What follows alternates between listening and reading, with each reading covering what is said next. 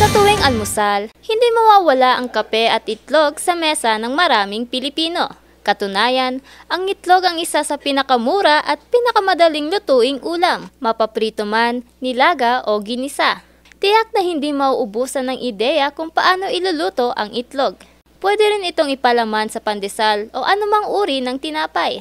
Pero, paano kung ang dalawang paborito mong almusal ay pagsasamahin at gawing egg coffee?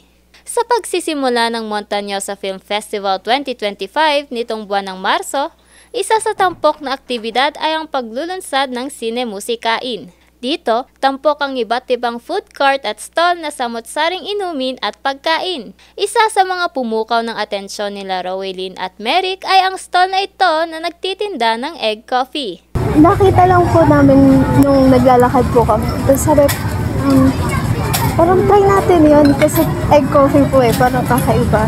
And, ang weird po na parang may egg sa coffee po. Parang katulad lang din po siya ng mga coffee po na ano. Pero may taste po may ibang, parang may aftertaste po. Sa unang ano nyo po, coffee. Tapos pag nagtagal po sa ano sa mouth, parang may egg po siyang halo. Parang sweet, parang legit lang yung dating niya para sa akin. Ha? Tapos yung aftertaste niya, ano siya, talagang malalasa mo yung coffee na strong, pungent yung coffee niya. At the same time, nakita mo yung uniqueness nung pagkakabili niya kasi. Pero, marami ang nagtataka kung ano nga ba ang egg coffee.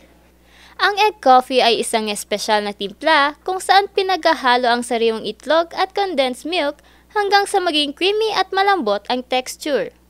Pagkatapos, ibinubuhos ito sa mainit o malamig na brewed coffee. Ang resulta, isang malinamnam at natatanging coffee experience. Creamy, rich at may banayad na tamis. Ang nakaisip nito ang mag-asawang sina Eric at Angeline. Pero katulad ng kape, hindi ganoon katamis ang pagsisimula nila sa nasabing negosyo. Start kami as yung parang ano lang, kiosk lang, pop-up lang. Tapos dun pa kami sa residential area. So yung exposure namin sa tourists lang. Tapos pag may mga tourists lang, doon sila na-tourists pumupunta sila. Tapos sabi ko, ang hirap naman nito, parang i-sustain.